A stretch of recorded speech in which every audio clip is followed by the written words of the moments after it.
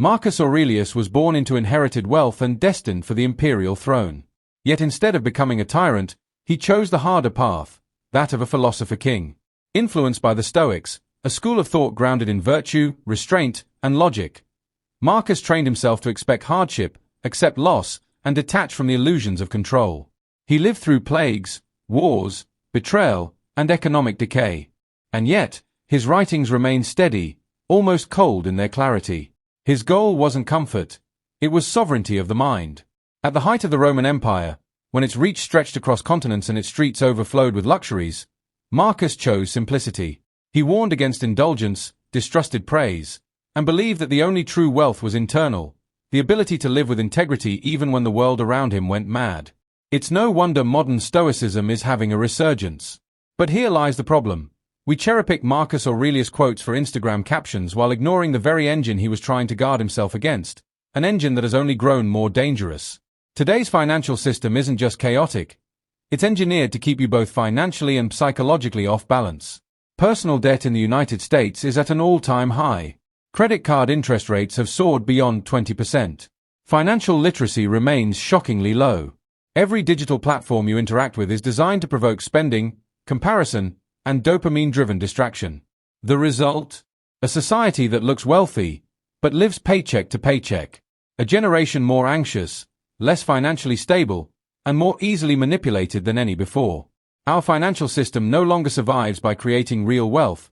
It survives by monetising emotional instability. This is where Stoicism becomes revolutionary. It isn't about suppressing emotion. It's about refusing to be ruled by it, especially in your financial life. The Stoics taught that while we cannot control external events, plagues, markets, wars, we can control our response. Marcus reminded himself daily that death, loss, and poverty were natural. That desire was the root of suffering. That self-control was the foundation of freedom. These weren't vague philosophies. They were tools, armor against chaos. And if we apply them today, they still work. Imagine approaching your money the way Marcus approached power. Not chasing status symbols. Not panicking during market crashes. Not upgrading every time your phone carrier tells you to. Imagine recognizing that financial freedom doesn't come from having more, it comes from needing less. This mindset is more than minimalist aesthetics. It's a direct threat to the modern economy. Because if too many people stop over-consuming, the system cracks. Our economy thrives on credit, consumption, and the constant expansion of desire. The very idea of enough is a threat. Restraint is unprofitable. And yet, restraint is exactly what Marcus practiced. He saw luxury not as a reward, but as a test. Comfort, he believed, made men soft. Entitlement corroded the soul. And the only wealth worth having was the kind that couldn't be taken from you. Today, most people define wealth by external markers: the car, the house, the balance sheet. But Marcus would have called that illusion. He'd remind us that real wealth is the ability to remain undisturbed when those things vanish. And that ability is rare in a world where one stock dip can trigger mass layoffs, one interest rate hike can unravel a family's budget, and one Instagram scroll can convince you that your life is a failure unless you buy something new. We're not just financially over-leveraged, we're emotionally overexposed. We treat abundance as normal and discomfort as a glitch. But for the Stoics, discomfort was the training ground. Marcus practiced voluntary hardship, sleeping on hard beds, skipping meals, reminding himself that suffering wasn't the enemy. The enemy was dependency. Dependency on praise. Dependency on comfort. Dependency on outcomes. Now imagine applying that to your finances. Preparing for volatility instead of reacting to it. Building cash reserves instead of obsessing over market predictions. Training yourself to live with less instead of chasing every upgrade. Dismantling the belief that money alone can cure your anxiety. Instead of measuring success by net worth, you measure it by inner calm. That is Stoic finance. And it might be the only kind of finance strong enough to endure when the world spins out of control. Look around. Inflation has returned with a vengeance. Governments borrow beyond limits.